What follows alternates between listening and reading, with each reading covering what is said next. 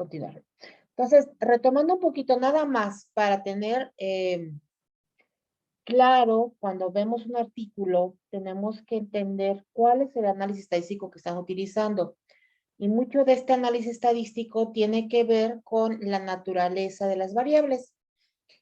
Es importante que esto lo sepamos porque si un análisis no es adecuado o no es conforme a la naturaleza de las variables, todo lo que se obtenga de resultados, de conclusión, de discusión de ese artículo, literalmente no tiene ningún significado real.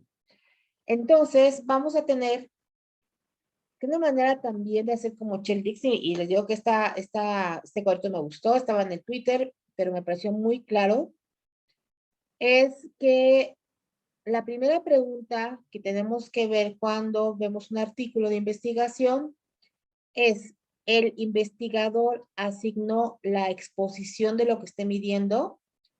Si es un sí, ya se vuelve estudio experimental. Si es un no, siempre va a ser observacional, ¿sí?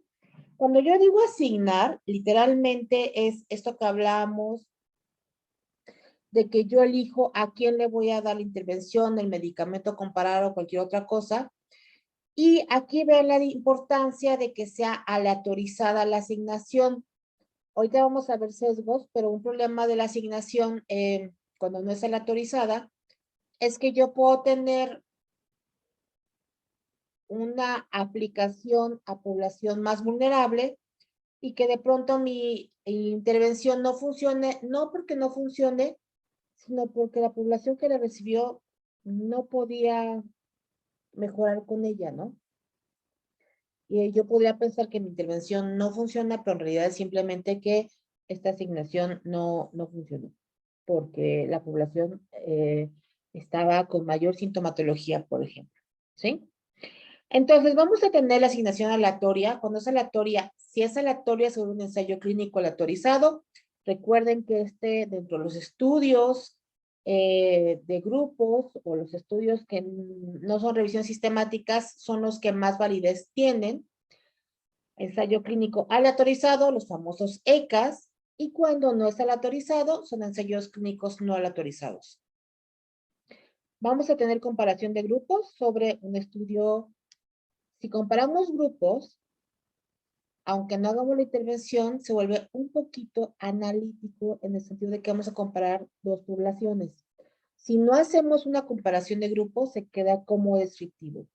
Entonces, y aquí muy listos porque vamos a hacer un pequeño ejercicio ahora mismo, habrá estudios que son observacionales, descriptivos, y que entonces podemos clasificar en función a cuándo evalúan. Vamos a decir que evaluó solo una vez estudios de casos y controles cuando se expone a la intervención. Si yo sigo a una población, se vuelve cohorte. Recordar que cuando hacemos varias evaluaciones en el tiempo, es una cohorte. Ya luego a esta cohorte la podemos poner apellidos cuando hablamos de una cohorte retrospectiva, es decir, evaluamos hacia atrás, o prospectiva, evaluamos hacia adelante. Si estamos evaluando atrás y adelante, se llama ambilectiva. Y luego tenemos los estudios que son transversales, donde solo hacemos una evaluación de una sola vez. Entonces, esto lo vamos a dejar ahí, porque ahora vamos a ver un ejemplo. Muy bien. Esto que les acabo de decir, tiene que venir escrito en el artículo. Tiene que venir el material, el método, qué tipo de estudio consideran que es. Y les decía que tiene que ser tan claro que se pueda reproducir. Los resultados tienen que ser claros, no se hace interpretación. Los resultados es únicamente resultados. Aquí nunca debo de poner esta muestra que tiene mejor respuesta a esta vacuna fue por su población joven. No, eso se pone en la discusión. En resultados solo se pone, encontramos esto. El por qué lo encontraron, que ya es una elucubración, viene en discusión.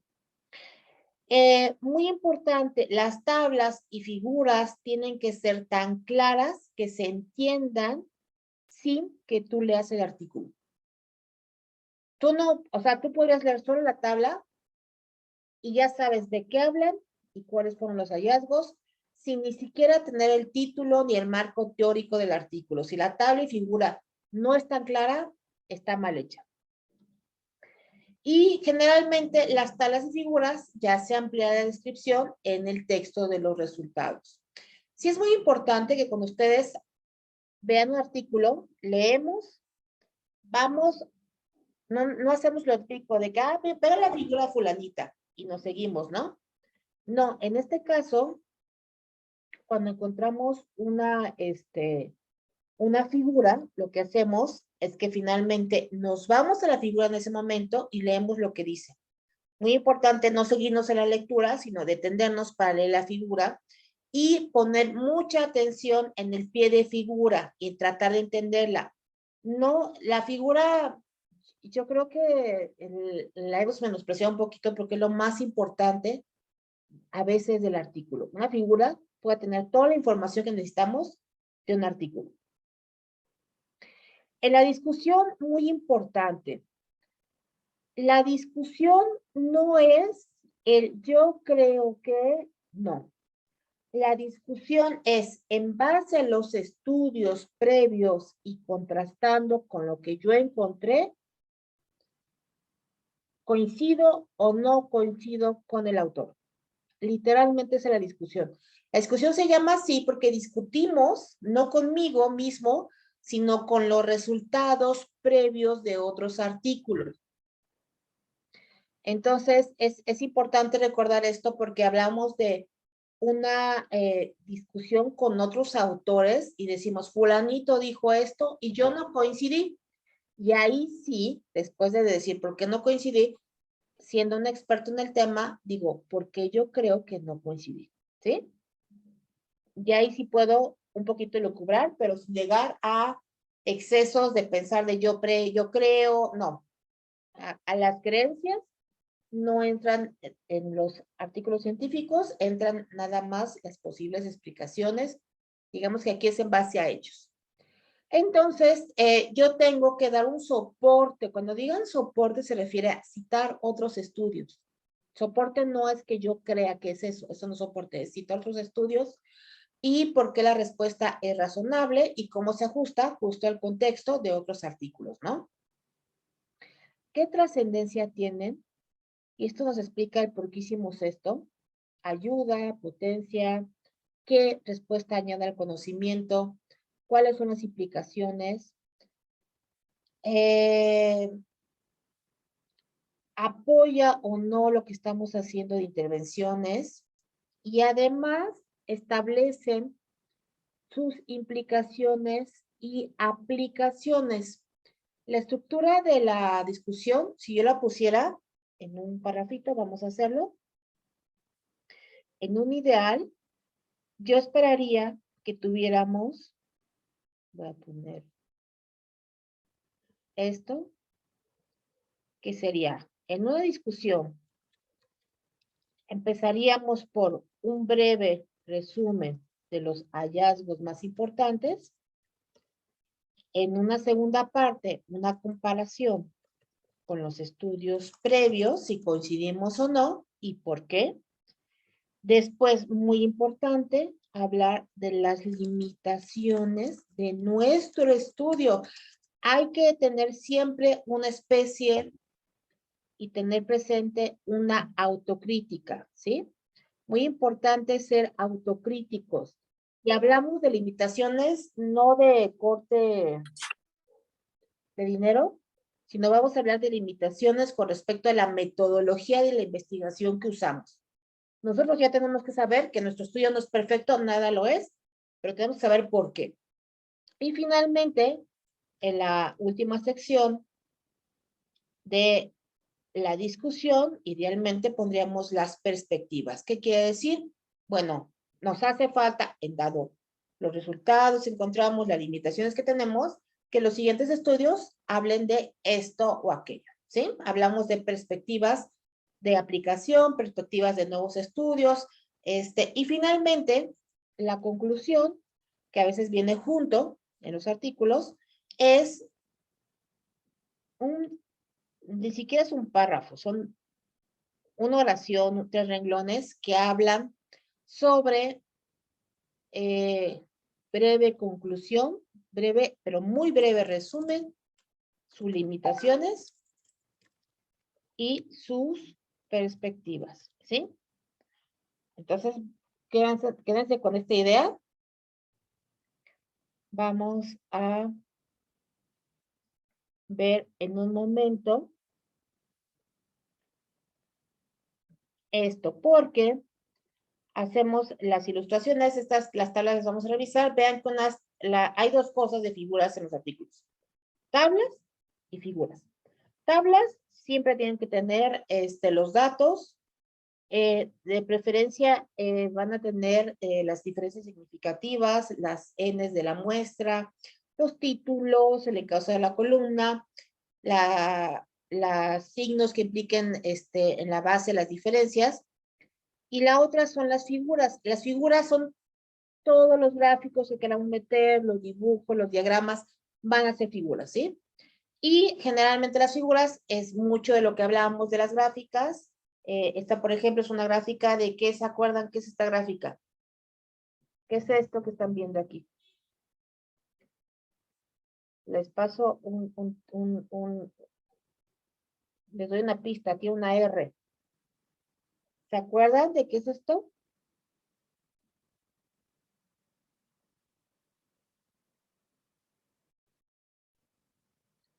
La R, la línea ahí, ¿de qué es esta gráfica? ¿Qué está representando?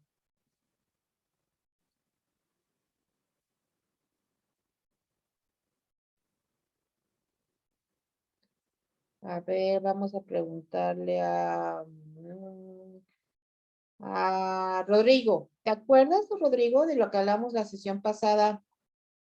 Que era estos valores y estos puntitos y esto que ponemos aquí. Ay, ¿sí me escuchó? Perdón. Sí, ya te escucho. Bueno, en este caso, bueno, recuerdo nada más que eran, bueno, las variables dependientes y, bueno, las independientes, ¿no? Y que aquí, bueno, podríamos sacar un cierto promedio, creo, si no mal recuerdo, respecto a los datos que analicemos. No. Si se acuerdan, hicimos un pequeño ejercicio con su edad y un peso que les inventé. Y hice una gráfica con puntitos. Y les dije, a mayor edad, mayor peso. ¿Quién se acuerda de qué tipo de análisis era ese?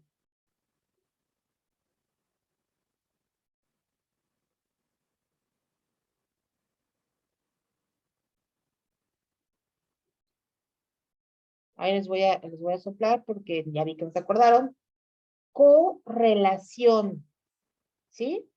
Cuando tengo una variable que analizo en referencia a otro y veo si se correlaciona, generalmente tenemos una línea, ¿se acuerdan que hablamos de correlación negativa, correlación positiva y sin correlación? Esto es parte de un análisis de correlación entre sujetos sanos y niveles de algo que no sabemos qué, porque nos falta, creo que son las células blancas. Y es importante que cuando veamos un artículo hagamos el análisis de las figuras y cuál es el mensaje que nos están dando. Una buena, un buen resumen de lo que diferencia que existe entre la lectura relajada contra la lectura crítica es que la función es totalmente diferente, ¿sí? Y el cómo lo abordamos. Finalmente leemos algo y queremos saber si necesitamos saber algo más, ¿no? Pero, ¿qué no nos importa tanto la lectura crítica? ¿Quién hizo el trabajo? algunos autores, cuando estamos leyendo, queremos saber, es que es el súper experto en este tema, es muy importante leer su artículo.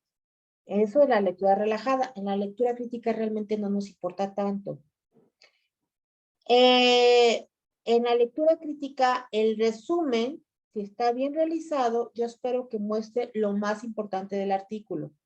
Si nada más quiero leer el artículo, la verdad es que el resumen a veces incluso me lo puedo saltar. La introducción.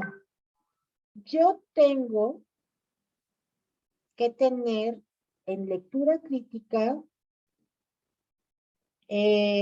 cierto conocimiento del tema que se está abordando, porque debo de poder hacer todo esto en contexto, ¿sí?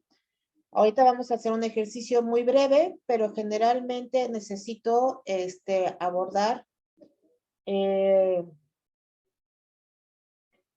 los aspectos más importantes de la teoría, ¿no? Los materiales y métodos tienen que estar muy atentos a cómo lo están haciendo, porque aquí vamos a encontrar debilidades. La lectura crítica es para encontrar debilidades del artículo, ¿sí? Y lo que nos importa más es, ya con esas debilidades detectadas, cuáles van a ser los hechos que encontramos.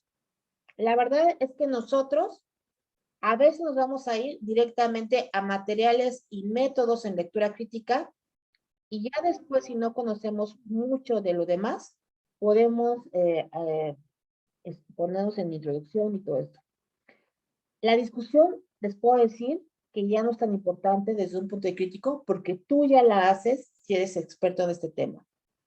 Y finalmente, nos sirve mucho encontrar dónde está la parte de bibliografía para ver dónde obtuvieron las fuentes. Ya es un poquito más crítico, pero la verdad es que es muy útil ver si están citando adecuadamente los resultados. A mí me ha pasado que yo leo un artículo, voy a la fuente que están citando y no tiene nada que ver con lo que está citando, ¿sí? Y puedo ver ahí contexto y toda esta parte. Muy bien. Vamos a hacer un ejercicio muy rápido. Entonces, un segundito.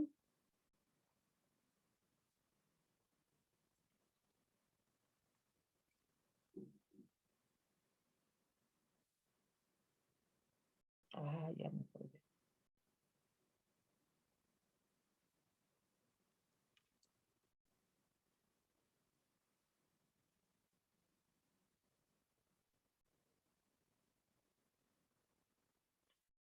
Muy bien.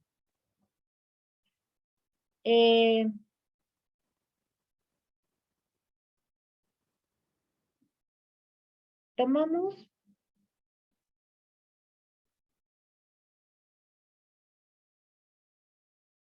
Ok. Voy a tomar literal. No el primero, porque es de ratoncitos. Y la verdad es que el tema es como complicado, ¿no? Pero vamos a tomar el segundo, que es un trending topic ya saben que la revista Cell tiene mucho impacto y hablan de la esclerosis, la esclerosis múltiple y su progresión. Es un tema que no soy experta, realmente lo ya sea que ya estuviéramos en este campo, ¿no? Para hacer una lectura más crítica, porque vamos a tener cosas que hablan de de algo muy especializado. Pero vamos a ver si el artículo es tan bueno que nos ayuda a entender eso muy rápido. Entonces, vean qué bonito. Hay una nueva tendencia en las revistas de impacto que es tener un abstract gráfico, justamente para meterte en el tema y poder abordarlo de una manera más cercana. Entonces, tenemos su resumen, tenemos la médula qué bonito dibujo, la médula del hueso. Hablan aquí de una mielopoiesis, de cómo podría llevarse a cabo, las células autorreactivas, ¿no? Que finalmente producen el daño, cómo se van generando el GMP cíclico y el ProxMP, creo, neutrófilos, monocitos. Esto provoca finalmente un aumento en la neuroinflamación que nos lleva a que estas células que se generaron en el cerebro, que son autorreactivas, se reproduzcan. Así nada más viendo el dibujito, ¿no? Y aquí nos habla de la migración autorreactiva de células T migrantes dentro de la médula del hueso y las células progenitoras, que esto aumenta la inflamación, el daño de la inflamación y sugiere que la restricción, sugiere que la restricción de mielopoiesis como una potencial terapia para esclerosis múltiple. Vean que aquí yo, sin ser experta de esta parte, digo, ok, todo está generándose en médula de hueso, quizás si pedimos este proceso, podamos tratar la esclerosis múltiple para que no haya tanta neuroinflamación. Esto también aparece en las revistas de mayor impacto, que son highlights, que son como los puntos importantes del artículo. Si todo tiene mucho tiempo, literal se quedan con esta hojita y dicen, perfecto. Pero si eres investigador, yo como médico general, me quedaría mejor con esta hojita, literal, porque digo, esta puede ser una nueva, yo no lo voy a hacer, pero ahí está, ¿no? Es algo potencial. Entonces, nosotros vamos a saltarnos. Aquí viene al abstract. Nos dice la esclerosis múltiple es una enfermedad mediada por células T autoinmunes, sistema nervioso central y las células progenitoras de la médula ósea rápidamente activan la sistema inmune. Y bueno, finalmente bloquearlo podría ser una posibilidad para lograr evitar esto. Este es el marco teórico que nos están refiriendo. Esto, vean, es que nos explican aquí el gradiente de centrifugación para obtener la secuencia de RNA, que hacen el control y los que tienen la enfermedad y dicen, o sea, yo sin saber, pues sí los veo diferentes. Vean que aquí vamos a ver, estas son todas las figuras sobre los menocitos, el tipo de célula, las diferencias que vamos a encontrar entre el control, pues yo lo veo igual, no veo tanta diferencia, y se refiere a una calificación de algo. Estas dos, digo, no hay diferencia, y vean cómo aquí también tenemos diferencias, y vean que aquí tienen dos asterisquitos. Generalmente estos dos asterisquitos te dicen, esto es significativamente diferente desde el punto de vista estadístico. Vemos que aquí tienen todas las diferencias se encontraron ellos en el número de clones en pacientes con esclerosis múltiple. Dices, sí es muy diferente esto rojito contra el control. ¿Sí? Y pueden ver control contra esclerosis múltiple y esto es las células clonales, que yo creo que son autoinmunes. La verdad es que es el tema, para mí es nuevecísimo porque no llega. Y ven que aquí ya tenemos los resultados y aquí tenemos la explicación de cada una de las gráficas. Nosotros siendo expertos en este tema dirías, no, sí, encontraron que después de clonarlo y disminuirlo y todo esto, pues sí tenemos un efecto de bajar la inflamación. Y pueden ver que este es un modelo de ratoncitos donde se ve el incremento de la actividad en la médula del hueso. Esto es mielopoiesis en ratones y pueden ver la diferencia. Y pueden ver también las diferencias en las células que salen de esa mielopoiesis y la reactividad de las células amielina. Ok. Pueden ver que esta tabla voy a hacerla un poquito más grande. Sin yo leerlo, vean cómo ya tenemos toda la información. Es los niveles de células CD4 y luego van a tener aquí las células silvestres y luego las células que tienen la alteración y cómo hay una diferencia significativa en cómo se clonan unas contra otras. Entonces, hablan incluso de cómo podríamos hacer esta diferencia en si inhibimos esta reproducción en la médula de hueso, probablemente hagamos que sea un tratamiento efectivo para disminuir también la inflamación que llega al cerebro, ¿no? Que modifiquemos esto. Entonces, esto es una propuesta porque ya saben cuál es la importancia, ahora saliendo un poco del artículo, ¿cuál es la importancia para los médicos de esta diferencia? ¿Cuál es la importancia de este artículo más bien? ¿La esclerosis múltiple se cura? O bueno, ¿saben qué es la esclerosis múltiple?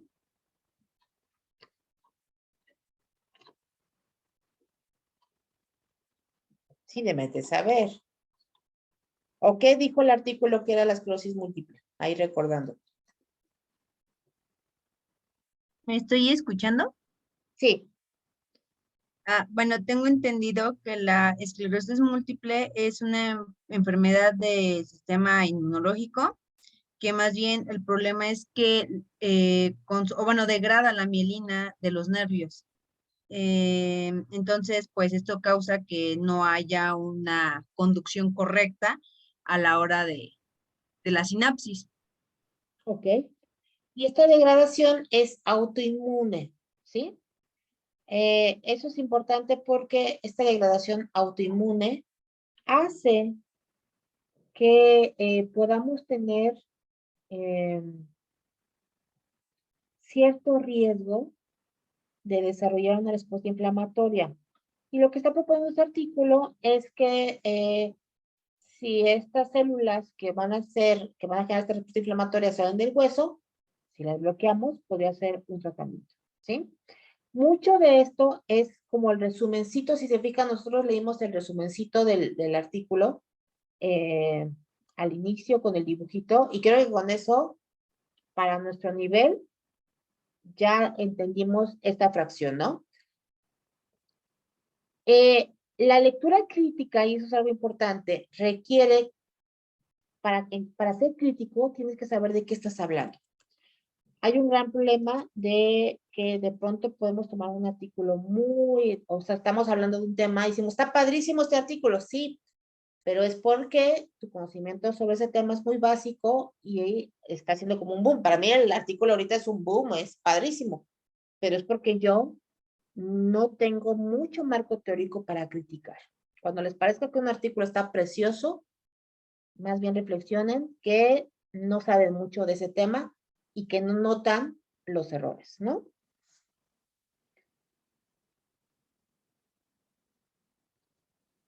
Ok. Vamos a irnos a otro artículo. Este a lo mejor yo sé un poquito más porque es de salud mental. Y también nos ayuda aquí un poquito más. Entonces, vamos a ver este otro.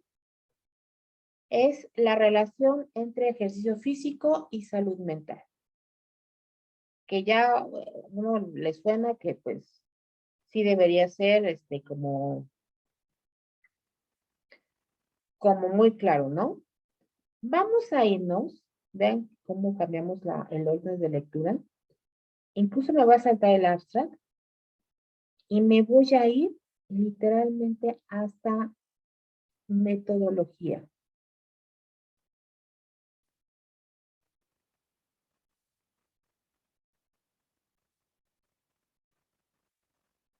Ok. Vean que aquí primero, esta parte es el conceptual y cómo están haciendo la medición del análisis. Y empiezan a dar diferentes conceptos de salud física, mental, individual. Este es un modelo de efectos indirectos y directos entre salud física y salud mental.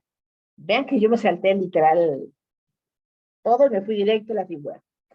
Lo que decíamos, la figura tiene que ser tan clara que tú puedas entender sin necesidad de leer el texto. Entonces, estoy viendo que los efectos directos evalúan variables que se llaman que explican el fenómeno contra las variables de salida, ¿no? Los desenlaces. Entonces, vamos a decir que estas son las variables independientes y estas son las variables dependientes. Pero vean que las metemos en un tiempo cero y en un tiempo posterior al cero. Es decir, si yo parto de una salud física y mental saludable, tendría que tener una salud física y mental también saludable.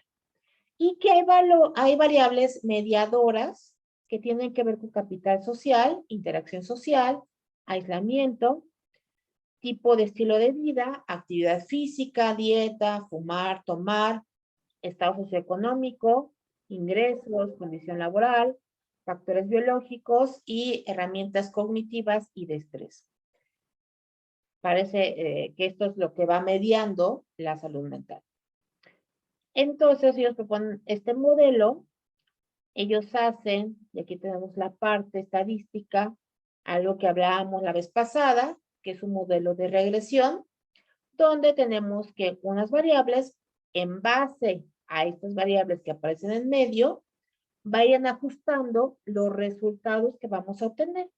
Entonces podemos tener una muy buena salud física, pero si tenemos bajos ingresos, tenemos problemas de tomar alcohol y otros factores van a bajar nuestra calidad de salud al final. Y ellos lo que hacen es que toman las variables y vean que toman edad, sexo, mujer, hombre, hacen algo que se llama una regresión donde asignan el valor de 1 a la variable que yo creo que es protectora o que cuida o que protege. Yo decido un poquito el 1 que puede ser valor de protector o valor de riesgo. Y entonces, por ejemplo, aquí decimos, ¿sabes qué? Ser hombre seguramente tiene un valor protector para la salud contra ser mujer, y ser blanco es un valor protector para la salud contra otro tipo de etnia. Toman una variable numérica que es la edad y todo esto lo meten en un modelo, que son los modelos que aparecen abajo, y finalmente obtienen los resultados. Vean, todo eso era solo metodología. Y entonces hacen un modelo que se llama de efectos directos y un modelo por mediadores, donde van ajustando estas variables y estos son los resultados de la regresión logística que hicieron. Para fines prácticos van a ver que todos los modelos encuentran variables que son, estas son las variables que a ellos les salieron que sí importaban, ¿no? Que ajustaban al modelo. Aquí vamos a tener estos 3 asteriscos, vean que las P es menor a 0.001, claramente los asteriscos implican significancia, todo es significativo excepto lo que aparece aquí abajo. Entonces parece ser que en este lugar, seguros privados, está retirado, ingresos equivalentes ya después de estar retirado y una variable constante no tienen relación, pero sí tiene relación la edad, el estatus socioeconómico inicial, la interacción social, fumar. Fumar no. Ok. Fumar no tiene que ver. Vean lo que son las cosas. Para la salud mental. Ok. Bueno, pero la actividad física sí. Entonces, vamos a tener todos estos aspectos que se correlacionan. Y ya, fíjense cómo yo, nada más viendo, ¿esto no tiene asterisco? Digo, ok. Tampoco ser blanco y ser hombre. Muy bien. Hacen diferentes modelos y finalmente obtienen los efectos indirectos y directos totales que afectan la salud mental, robustecen el modelo y Con esto podemos ir directamente a la discusión. Y yo me voy un poquito para aquí. Encontramos que la salud, que el pasado de salud mental tiene un efecto directo e indirecto en la salud física. Y es mediada por el estilo de vida y las interacciones sociales. Es muy importante socializar, ¿eh? Ok. Vamos a ver si mencionan las limitantes del estudio. Ok, aquí está. Ya ven que no es invento mío. Las limitaciones de este artículo es que solo se hicieron 3 mediadores y hay otros factores que yo le iba a decir, socioeconómicos como estatus, dieta, elecciones de los cuidados, pues importantes, y que también hay otros datos que no se incluyeron, ¿no? Entonces, vean que aquí están limitaciones y siguiendo lo que hablamos, las perspectivas.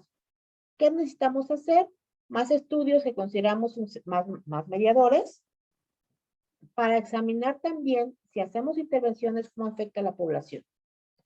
Vean que aquí tenemos también los resultados que implican.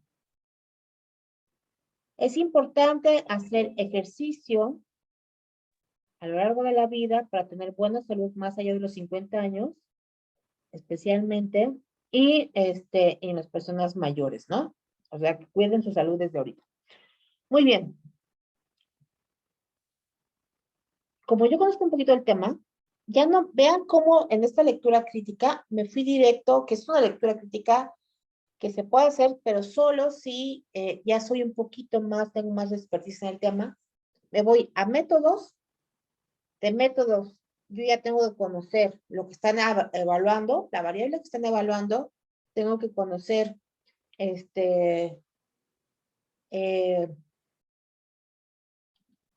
lo que están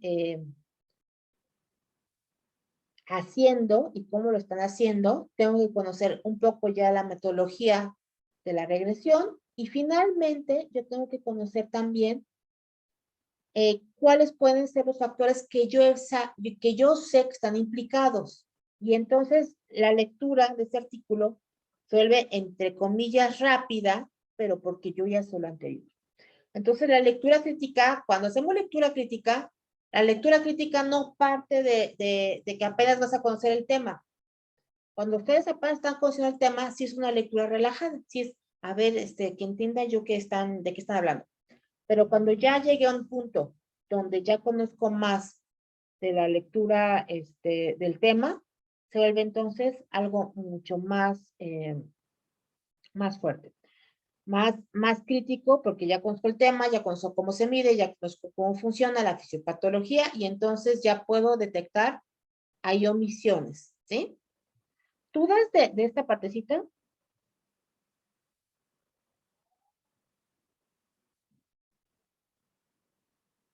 No, doctora, todo bien. Entonces, entre más seamos expertos, más críticos podemos hacer. Y vamos a ir ahora iniciando con lo que es la búsqueda de información. La primera, tenemos que tener como varias bases de datos. PubMed, por ejemplo, es excelente, tiene un montón de artículos, pero tiene un sesgo a revistas norteamericanas. Es posible que hay muchas revistas chinas, orientales y de Europa que no aparecen. Embase es la versión europea, nada más que es de costo y ya no está en la Biblioteca Médica Digital, entonces es un poco triste. Luego vamos a tener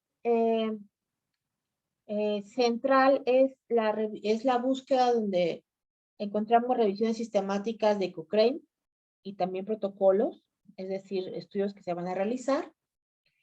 Después vamos a tener buscadores especializados, ¿sí? Donde vamos a encontrar a lo mejor estudios de poblaciones, por ejemplo, latinoamericanas, iberoamericanas, como es LILACS en español, SINAL, que es con revistas de enfermería, Psicoinfo, que es para revistas que abordan salud mental. Y luego también tenemos otras, por ejemplo, ya si nos vamos muy cercano, Medigraphic es un buscador de revistas en México, la mayor parte de revistas mexicanas están ahí.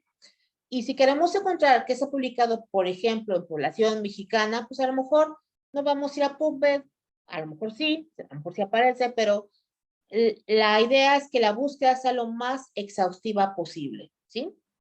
Entonces, mucho de esto es basado en la pregunta PICO.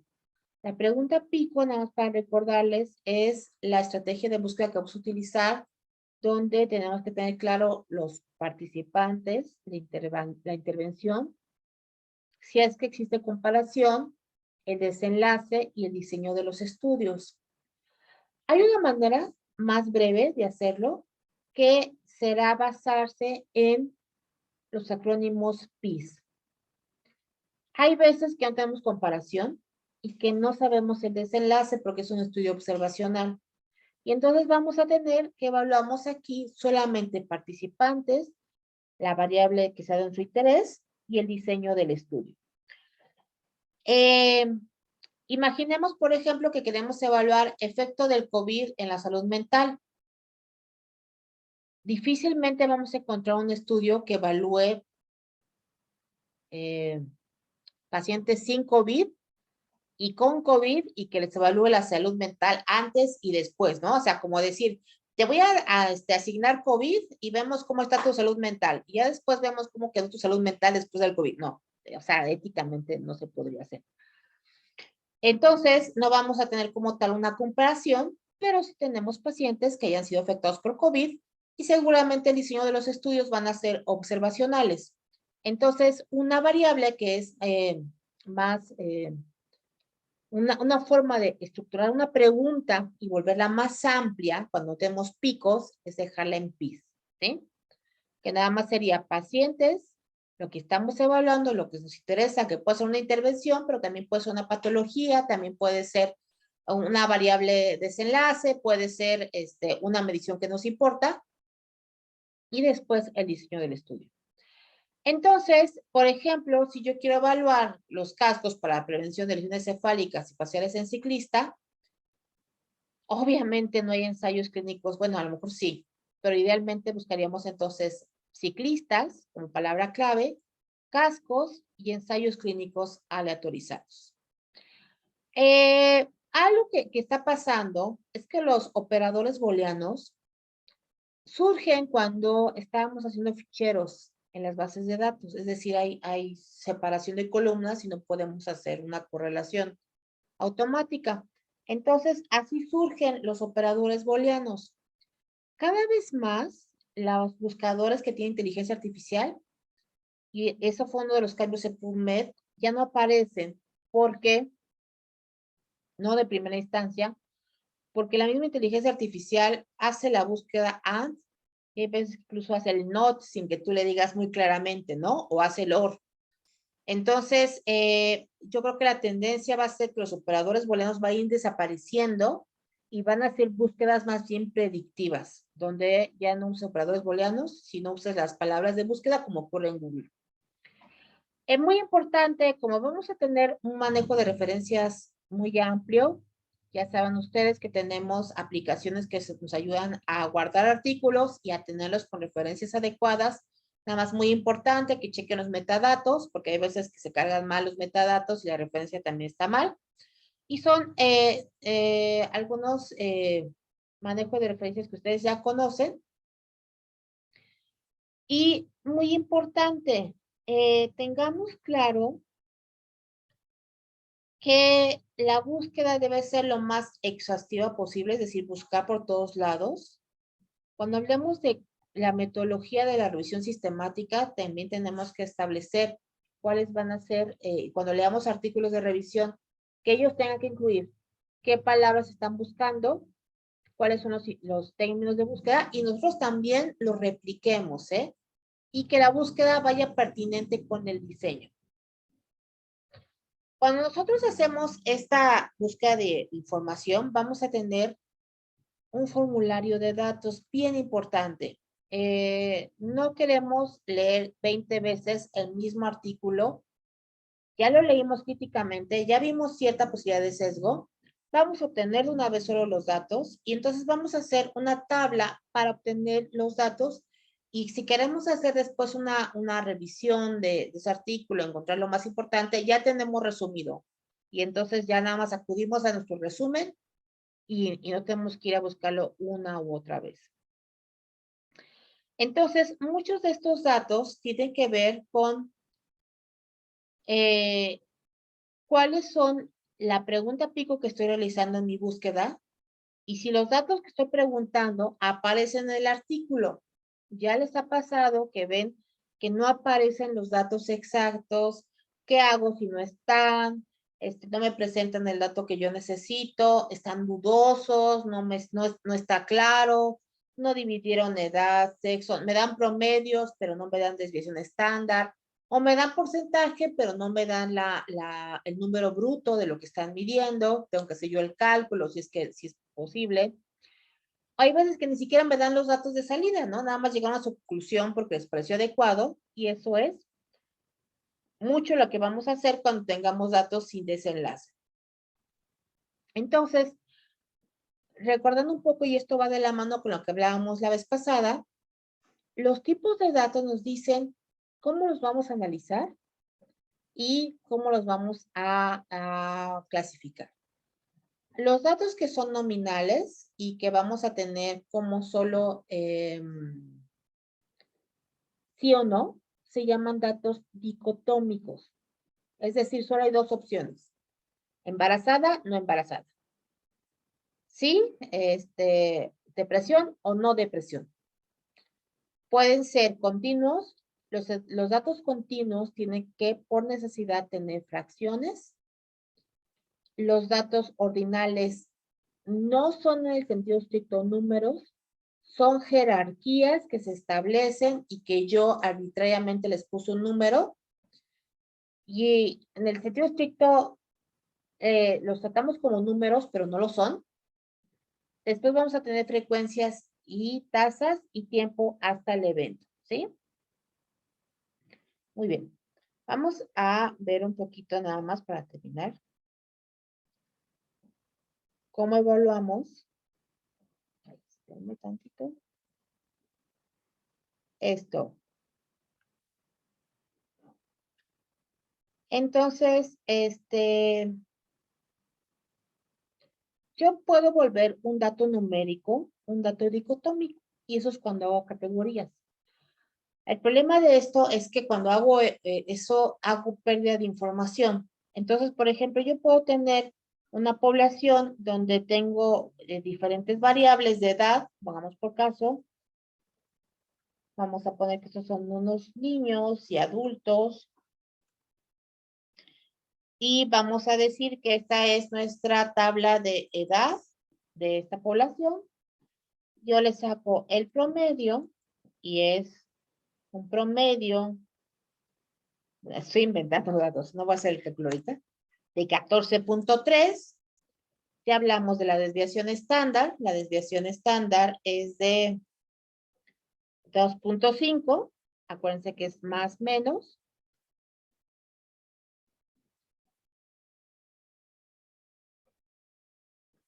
Y entonces decido que ahora voy a hacer grupos de edad, porque lo voy a usar para mi análisis. Y esto que era de inicio numérico, lo vuelvo una variable nominal. Y entonces digo que tengo 5 chicos de 10 a 15 años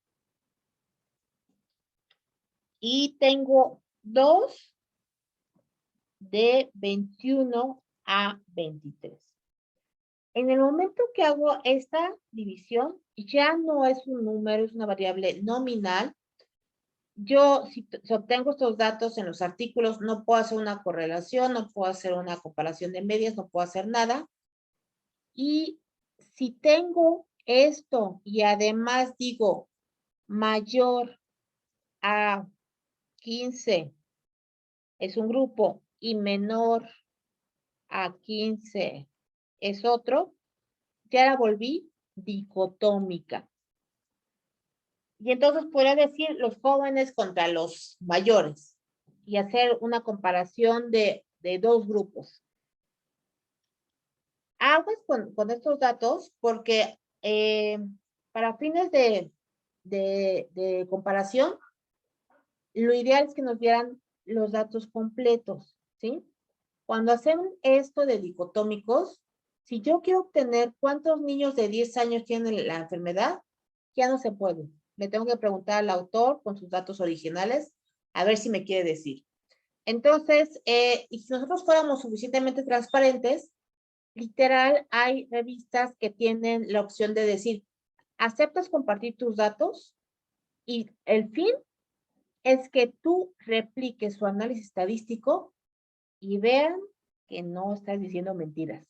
O sea, literal, el compartir datos, que es la parte más transparente de la investigación, es válido, éticamente se puede, siempre son datos anónimos, no está mal, incluso está bien.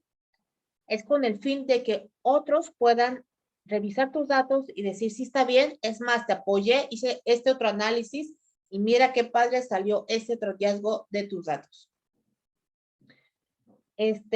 Y la idea es que fuéramos lo más transparente posible y que también veamos que los autores sean lo más transparente posible. Vamos a ver un artículo en español y luego vamos a ver por qué, que eso va a ser motivo de la siguiente clase, de los niveles de impacto, ¿no? Y que no nada más es el tipo de revista, el tipo de artículo, sino la revista.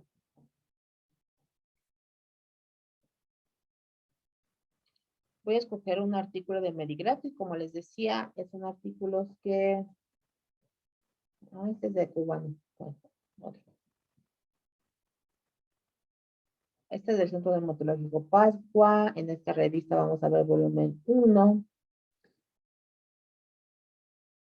Y vamos a ver el PDF completo. Entonces, ya nada más para acabar los últimos 2 minutos, ¿quién me quiere ayudar a que el artículo que encontremos el primero me digan cómo lo ven? ¿Alguien que hace su manita? ¿Podría pasarlo un poco más lento para poder verlo? Es que creo que es mi internet. Va, sí. Te lo voy a poner, ahí lo ves, ¿ves, Samantha? Sí, creo que ya está un poco borroso. Ok, dice alopecia areata de placas múltiples. Comunicación de 5 casos tratados con Pulva-Sol. Ok. ¿Se acuerdan de la alopecia areata? Si no lo han visto en derma, es cuando hacen una parte de pérdida de pelo en circulito. Generalmente es asociado a un hongo. Ah, no es cierto, perdón. Un trastorno autoinmune. Me acordaba del hoyito, pero no del autoinmune. Pulva-Sol. Muy bien. Tricopatía autoinmune no cicatrizal. Se presenta 1.7 de los casos de consulta. Les decía que vamos a saltar un poquito. Este es el marco teórico. La clasificación clínica de cómo funciona. El PUVA.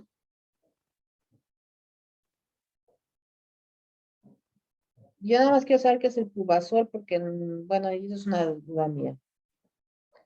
Esteroides. Triamcinolona. Fototerapia. Ok. Fototerapia y entonces aquí les están dando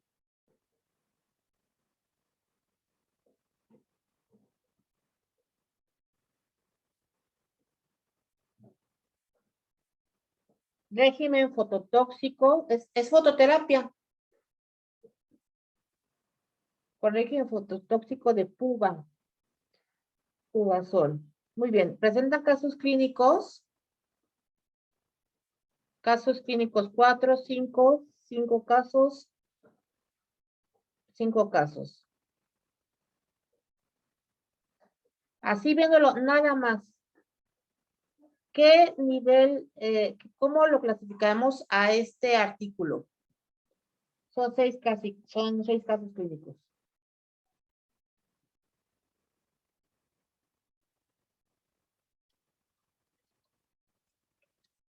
¿En dónde los ponemos?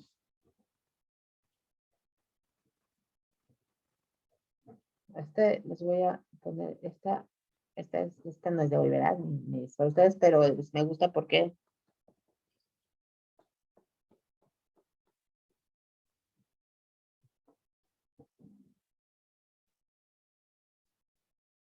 ok. En este nivel de evidencia científica, ¿qué número le dan?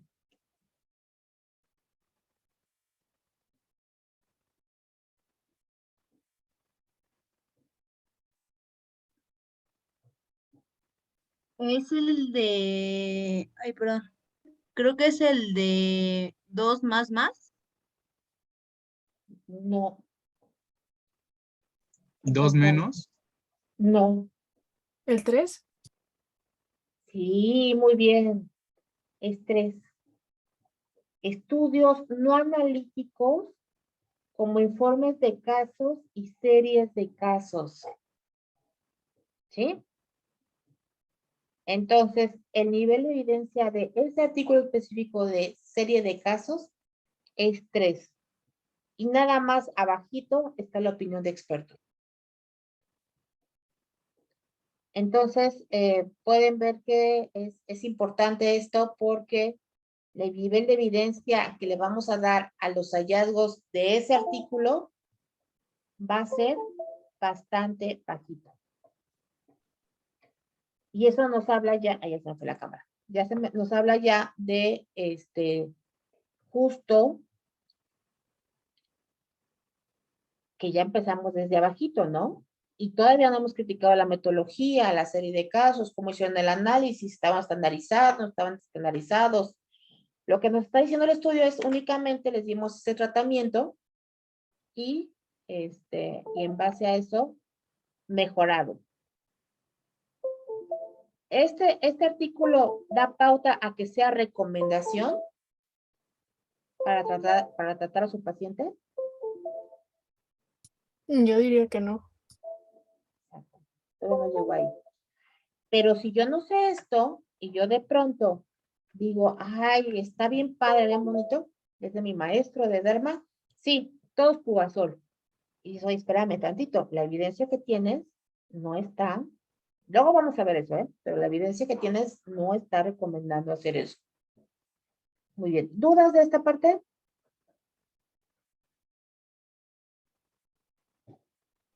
Creo No, que no, doctora. doctora. Ok, vamos a pausar la grabación